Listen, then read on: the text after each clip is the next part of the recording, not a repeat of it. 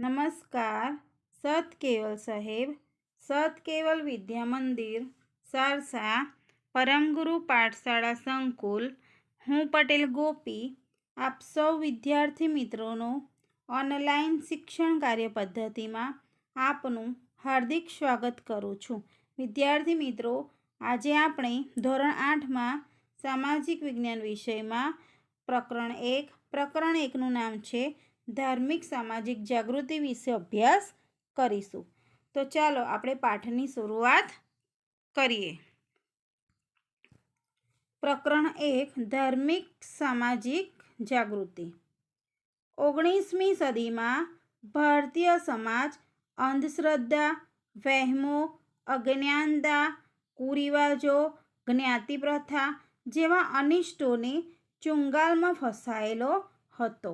जो विद्यार्थी मित्रों 19મી सदी में आपणो भारत समाज अंधश्रद्धा एटले वगर समझणनी श्रद्धा, पछी वहमो एटले के जे वहमो आवे ए, अज्ञानता एटले के ज्ञान धरावता लोको न हता, कुरिवाजो एटले खराब रिवाजो, ज्ञाति प्रथा एटले ज्ञाति में भेदभाव राखवामां आवतो हतो जेवा अनिष्टोनी चुंगाल में फसायेलो हतो।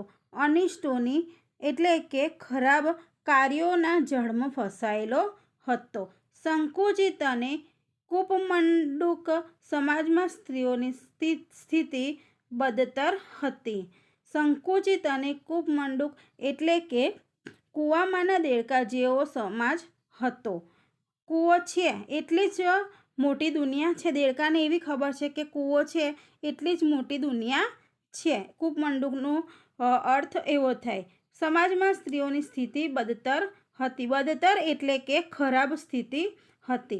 बाळकीने दूध पीती करवानो रिवाज, सती प्रथा, विधवा विवाह निषेध।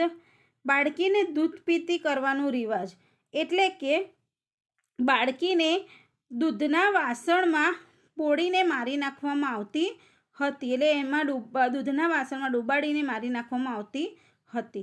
सती प्रथा एटले के जे स्त्रीनो पति मृत्यु पाम्यो होय ते स्त्रीने पण सती थवुं पड़े एटले मरी जवुं पड़े। विधवा विवाह निषेध एटले के जे स्त्री नानपणमां विधवा थई होय ते स्त्रीनुं फरीथी सगाई थाय नहीं, एटले फरीथी तेनुं विवाह कराय नहीं वगैरे जेवा कुरिवाजो व्यापेला हता। कुरिवाजो एटले के खराब रिवाजो व्यापेला हता। पाश्चात्य शिक्षणने कारणे आवा अनिष्टोने दूर करवा माटे 19મી सदीमां नवजागृति आवी तथा सामाजिक अने धार्मिक सुधारणाना आंदोलनो शरू थया। पाश्चात्य एटले शुं तो पश्चिम बाजुनुं शिक्षण, बराबर। अनिष्टोनी एटले खराब कार्यों दूर करवा माटे 19મી सदीमां नवजागृति आवी तथा सामाजिक अने धार्मिक सुधारणाना आंदोलनो शरू थया। आमां राजा राममोहन राय सौ प्रथम हता। कोण हतुं तो राजा राममोहन राय सौ प्रथम हता। तो हवे आपणे राजा राममोहन राय विषे जोईशुं। राजा राममोहन रायनो जन्म ईस्वीसन 1772 में बंगाळना हुंगली जिल्लाना राधानगर गाममां ब्राह्मण कुटुंबमां थयो हतो। राजा राममोहन रायनो जन्म क्यां अने क्यारे थयो हतो एवो प्रश्न आवी शके। तो याद राखवानुं के राजा राममोहन रायनो जन्म ईस्वीसन 1772 में बंगाळना हुंगली जिल्लाना राधानगर गाममां ब्राह्मण कुटुंबमां थयो हतो। राजा राममोहन रायनुं लग्न बाळपणमां थयुं हतुं, एटले नानपणमां थयुं हतुं। वળી તેમના ભાઈનું અવસાન થતાં તેમના ભાભી સતી થયા। તેમના ભાઈનું અવસાન થયું એટલે તેમના ભાભી શું થયા? સતી થયા। આ ઘટનાએ રાજા રામમોહન રાયને ખૂબ અસર કરી। તેમણે સતી પ્રથા, બાળ લગ્ન, જ્ઞાતિ પ્રથા, બાળકીને દૂધ પીતી કરવાનો રિવાજ વગેરેનો ઉગ્ર વિરોધ કર્યો અને એ માટે આંદોલનો ચલાવ્યા। તેમણે ઈસવીસન 1821 में बंगाળી में संवाद कौमुदी अने ईस्वीसन 1822 में फारसी भाषा में मीरात उल अखबार नामना समाचार पत्रों शरू कर्या हता। ईस्वीसन 1828 में ब्रह्मो समाजनी स्थापना करी। બરાબર. રાજારામ મોહન રાયે બ્રહ્મો સમાજની સ્થાપના ક્યારે કરી?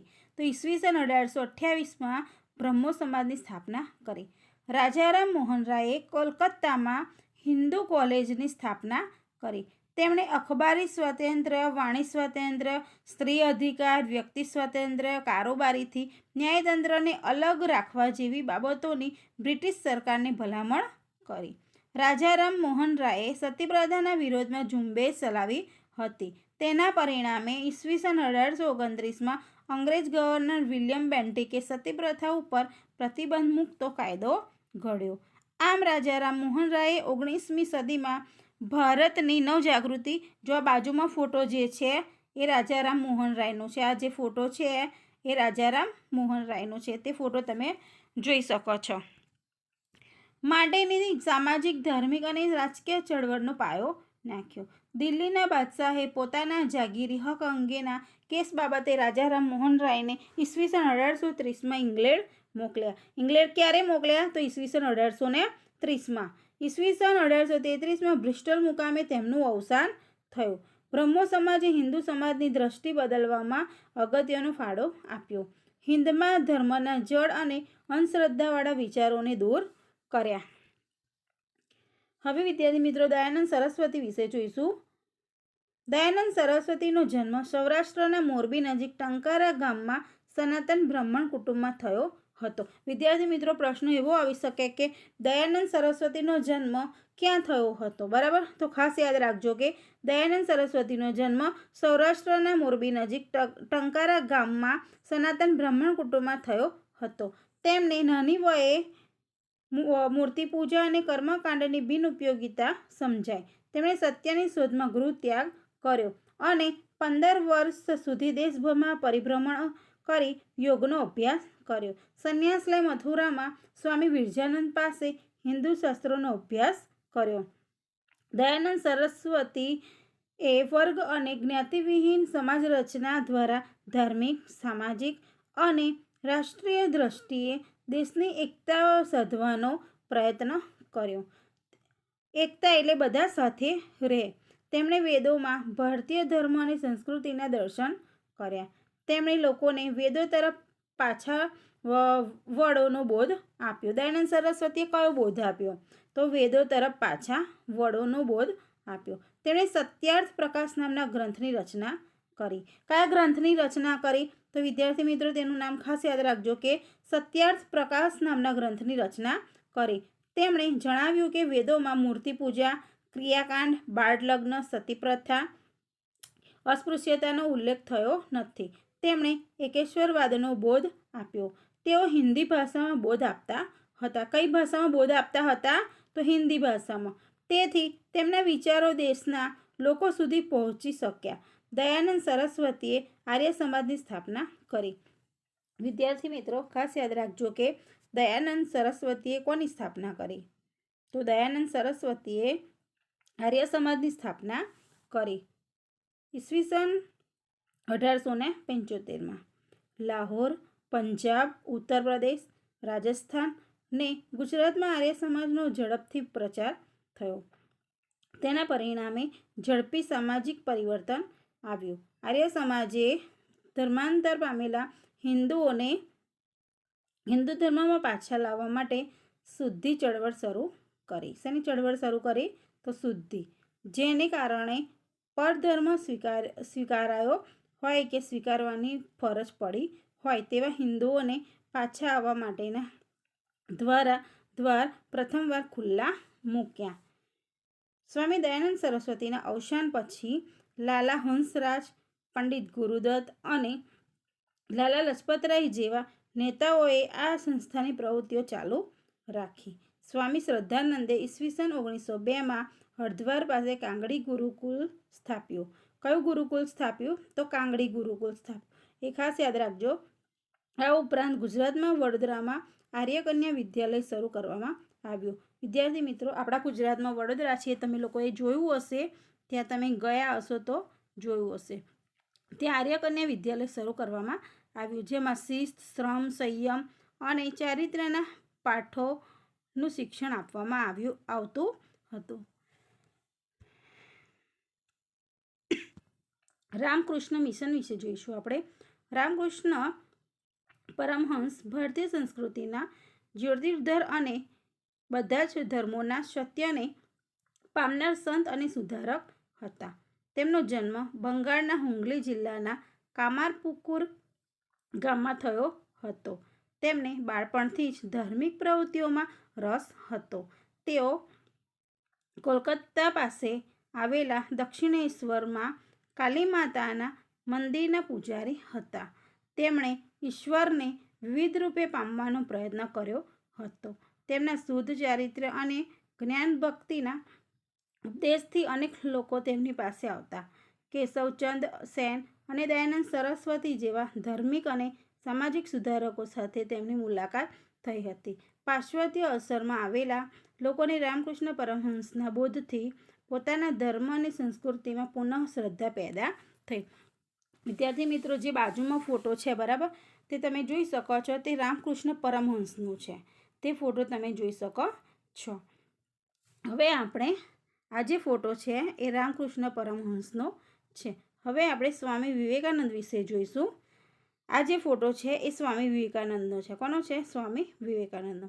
નરેન્દ્રનાથ દત્ત ઈસવીસન 1863 થી 1902 નામના બંગાળી સ્નાતક રામકૃષ્ણ પરમહંસના સંપર્કમાં આવ્યા. કોના સંપર્કમાં આવ્યા? તો રામકૃષ્ણ પરમહંસના સંપર્કમાં આવ્યા. તેમનું નામ શું હતું? નરેન્દ્રનાથ દત્ત. રામકૃષ્ણ નરેન્દ્રની જ્ઞાન પીપાસાની તૃપ્તિ કરી. નરેન્દ્ર રામકૃષ્ણના શિષ્ય બન્યા અને સંન્યાસ ધારણ કરીને સ્વામી વિવેકાનંદ નામ ધારણ કરી.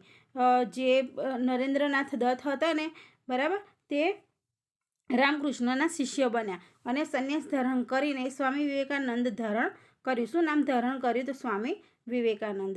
ભારતીય અને પાશ્ચાત્ય તત્વ જ્ઞાનના ઊંડા અભ્યાસી બન્યા.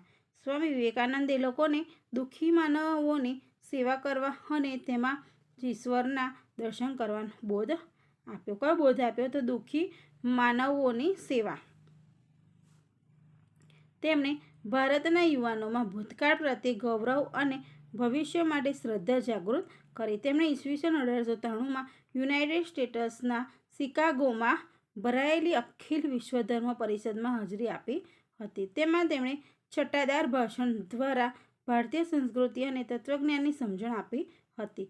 ત્યારબાદ યુનાઇટેડ સ્ટેટ્સ, યુરોપ, ઇજિપ્ત, ચીન, જાપાન વગેરે દેશોમાં પ્રવાસ કરીને ભારતીય સંસ્કૃતિનો ફેલાવો કર્યો. જો જે સ્વામી વિવેકાનંદ હતા ને, તેમણે યુનાઇટેડ સ્ટેટ્સ, યુરોપ, ઇજિપ્ત, ચીન, જાપાન વગેરે દેશોમાં પ્રવાસ કરીને ભારતીય સંસ્કૃતિનો ફેલાવો કર્યો. તેઓ ભારતીય સંસ્કૃતિના પ્રશંસક અને પ્રખર રાષ્ટ્રપ્રેમી હતા. તેમણે ભારતીયોને ઉઠો, જાગો અને ધ્યેય પ્રાપ્તિ સુધી મંડ્યા રહોનું સૂત્ર આપ્યું. દયાનંદ સરસ્વતીએ કયું સૂત્ર આપ્યું? તો ઉઠો, જાગો અને ધ્યેય પ્રાપ્તિ સુધી મંડ્યા રહોનું સૂત્ર આપ્યું. સ્વામી વિવેકાનંદે ઈસવીસન 1897માં પોતાના ગુરુના નામ પરથી બેલુરમાં રામકૃષ્ણ મિશન મઠની સ્થાપના કરી. આ મિશને એટલે જે રામકૃષ્ણ હતા તે તેમના ગુરુ હતા. તેટલા માટે તેમણે સ્વામી વિવેકાનંદ ઈસવીસન 1897માં પોતાના ગુરુના નામ પરથી બેલુરમાં રામકૃષ્ણ મિશન મઠની સ્થાપના કરી. આ મિશને વિવિધ કાર્યો દ્વારા માનવ સેવા કરવાનો આદર્શ અપનાવ્યો. કઈ સેવા? તો માનવ સેવા. રામકૃષ્ણ પરમહંસના જીવનમાંથી પ્રેરણા મેળવી જનસેવા એ જ પ્રભુ સેવાના સૂત્રનો મિશને અમલ કર્યો. દેશમાં શાળાઓ ખોલી શિક્ષણ આપવાનું અને દવાખાના દ્વારા સેવાનું કાર્ય કરવામાં આવેલ છે. આ મિશનની શાખાઓ ભારતમાં અને દેશ વિદેશમાં આજે પણ કાર્યરત છે. હવે સ્વામી વિવેકાનંદ પછી આપણે મુસ્લિમ સમાજમાં સુધારણાની ચળવળ વિશે જોઈશું. 19મી સદીની શરૂઆતમાં ઉત્તર પ્રદેશમાં રાયબરેલીના સૈયદ અહમદ ખાન અને બંગાળના શરીઅતુલ્લાહ જેવા લોકોની આગેવાની હેઠળ મુસલમાનોમાં સામાજિક અને ધાર્મિક જાગૃતિનો આરંભ થયો. તેમણે ધાર્મિક નેતા દિલ્હીના શાહ વલીઉલ્લાહના ઉપદેશમાંથી પ્રેરણા મેળવી હતી. તેઓ માનતા હતા કે ભારતમાં ઇસ્લામ ધર્મ દૂષિત થવાથી દેશ ઉપર અંગ્રેજોએ શાસન સ્થાપ્યું હતું. તેમણે ઇસ્લામ ધર્મ અને સંસ્કૃતિને મજબૂત અને શુદ્ધ કરવા વહાબી આંદોલન ચલાવ્યું. કયું આંદોલન ચલાવ્યું વિદ્યાર્થી મિત્રો? તો વહાબી આંદોલન. વહાબી આંદોલન બાદ થોડા મુસલમાનોમાં પાશ્ચાત્ય વિચારોનો પ્રભાવ વધતા અંગ્રેજી શિક્ષણનું પ્રમાણ વધ્યું. ઉલેમાઓની રૂઢિચુસ્તતાને લીધે મુસલમાનો અંગ્રેજી શિક્ષણ અને આર્થિક તથા સામાજિક લાભોથી વંચિત રહ્યા. તેથી મુસલમાનોમાં શિક્ષિત અને મધ્યમ વર્ગનો ઉદય ઠીક સમય સુધી થયો નહીં. સર સૈયદ અહમદ ખાનનો જન્મ ઉમરાવ કુટુંબમાં થયો હતો. તેઓ ઈસવીસન 1857ના સ્વાતંત્ર્ય સંગ્રામ વખતે કંપની સરકારની નોકરીમાં હતા અને તે વખતે કંપનીને વફાદાર રહ્યા હતા. ઈસવીસન 1869માં નિવૃત્તિ પછી તેઓ ઇંગ્લેન્ડ ગયા. નિવૃત્તિ એટલે કે રિટાયરમેન્ટ, બરાબર, રિટાયર થાયને નિવૃત્તિ કહેવાય. અને પાશ્ચાત્ય ઉદારમતવાદથી પ્રભાવિત થયા. તેમણે મુસલમાનોને અંગ્રેજી કેળવણી લઈને તેમનું પછાતપણું અને રૂઢિચુસ્તતા દૂર કરવાનો આગ્રહ કર્યો. તેમણે ઈસવીસન 1870માં તહજીબ ઉલ અખલાક નામનું સામાયિક શરૂ કર્યું. શું નામ છે સામાયિકનું? તો તહજીબ ઉલ અખલાક નામનું સામાયિક શરૂ કર્યું. ઈસવીસન 1875માં અલીગઢમાં મુસ્લિમ કોલેજની સ્થાપના કરી. બરાબર. ઈસવીસન 1875માં અલીગઢમાં મુસ્લિમ કોલેજની સ્થાપના કરી, જે અલીગઢમાં મુસ્લિમ યુનિવર્સિટી તરીકે ઓળખાય છે. તેમણે અંગ્રેજી સાહિત્ય અને વિજ્ઞાનના ગ્રંથોનો ઉર્દૂમાં અનુવાદ કરી મુસલમાનોને પાશ્ચાત્ય જ્ઞાનથી પરિચિત કરાવ્યા. તેમણે બુરખા પ્રથા અને બાળલગ્ન પ્રથાનો વિરોધ કર્યો. બુરખા પ્રથા એટલે કે જે મુસ્લિમ લોકો હોય, બરાબર, એ કાળા કલરના કપડાં પહેરે, બુરખો પહેરે ને, છેક આખું મોઢું એમનું ઢંકાઈ જાય, છેક નીચેની સાઈડે આવી જાય, બરાબર, એને બુરખા પ્રથા કહે. અને બાળલગ્ન પ્રથાનો વિરોધ કર્યો, એટલે નાનપણમાં જે લગ્ન થતા હતા તેનો. અને વિધવા વિવાહ તથા સ્ત્રી કેળવણીની તરફેણ કરી. શીખ સમાજ વિશે જોઈશું આપણે. 19મી સદીના સુધારાની અસરે શીખ સમાજને પણ પ્રભાવિત કર્યો. ગુરુદ્વારાઓમાં પ્રવેશેલા દૂષણો દૂર કરવા માટે અને સારી વ્યવસ્થા માટે શિરોમણી ગુરુદ્વારા પ્રબંધક સમિતિની રચના કરવામાં આવી. શીખોમાં ધાર્મિક શિક્ષણની સાથે પાશ્ચાત્ય કેળવણી આપવા માટે અમૃતસરમાં ખાલસા કોલેજ તથા શાળાઓ સ્થાપવામાં આવી. ખાલસા કોલેજ તથા શાળાઓ ક્યાં સ્થાપવામાં આવી? તો અમૃતસરમાં. ખાસ યાદ રાખજો કે અમૃતસરમાં. હવે વિદ્યાર્થી મિત્રો, પારસી સમાજ વિશે જોઈશું આપણે. આ જે ફોટો તમને દેખાય છે એ દાદાભાઈ નવરોજીનો છે. કોનો છે? દાદાભાઈ નવરોજીનો. અંગ્રેજી કેળવણી પામેલા પારસી યુવાનોએ ધર્મ અને સમાજ સુધારણા માટે ઈસવીસન 1851માં રહનુમા-ઈ મતદેરબન સભાની સ્થાપના કરી. દાદાભાઈ નવરોજી આ સંસ્થાના અગ્રણી નેતા હતા. આ સંસ્થાએ રાસ્તગોફતાર નામનું મુખપત્ર શરૂ કરી પારસી સુધારણા આંદોલનને વેગવંતુ બનાવ્યું. કે.આર. કામા તથા બહેરામજી મલબારીએ પણ ધર્મ અને સમાજ સુધારણાનું કાર્ય કર્યું. કામાએ શિક્ષણના પ્રચાર ઉપર અને મલબારીએ સ્ત્રી ઉન્નતિ પર ભાર મૂક્યો. તેમણે બાળલગ્નનો વિરોધ કર્યો તથા વિધવા વિવાહને ઉત્તેજન આપ્યું. મલબારીના પ્રયત્નોને લીધે સરકારે ઈસવીસન 1891માં લગ્ન માટે સંમતિ વય ઠરાવતો કાયદો ઘડ્યો હતો. ક્યારે? ઈસવીસન 91માં લગ્ન માટે સંમતિ અને વય ઠરાવતો કાયદો ઘડ્યો હતો. હવે આપણે જ્યોતિબા ફૂલે વિશે જોઈશું. જ્યોતિબા ફૂલે મહારાષ્ટ્રના જાણીતા સમાજ સુધારક હતા. જ્યોતિબા ફૂલે ક્યાંના હતા? તો મહારાષ્ટ્રના જાણીતા સમાજ સુધારક હતા. તેમણે સ્ત્રીઓ તથા દલિતોના પ્રશ્નો હાથ ઉપર લીધા. ઈસવીસન 1857માં તેમણે પૂનામાં કન્યાશાળા શરૂ કરી. તેમણે વિધવાઓને પુનઃલગ્ન કરવામાં મદદ કરી. સમાજમાં બ્રાહ્મણોના આધિપત્ય સામે પડકાર ફેંક્યો. લોકોમાં આત્મવિશ્વાસ, હિંમત અને ઉત્સાહ જગાડવા માટે તેમણે સત્યશોધક સમાજની સ્થાપના કરી. આ જે ફોટો છે એ જ્યોતિબા ફૂલેનો છે. કોનો છે? જ્યોતિબા ફૂલેનો. હવે વિદ્યાર્થી મિત્રો, આપણે ઠક્કર બાપા વિશે જોઈશું. ગાંધીજીએ આપેલ અખિલ હિન્દ હરિજન સંઘના મંત્રી તરીકે ઠક્કર બાપાએ વર્ષો સુધી સેવાઓ આપીને હરિજનોના ઉત્કર્ષમાં કિંમતી ફાળો આપ્યો. હરિજન એક જ્ઞાતિ છે, બરાબર.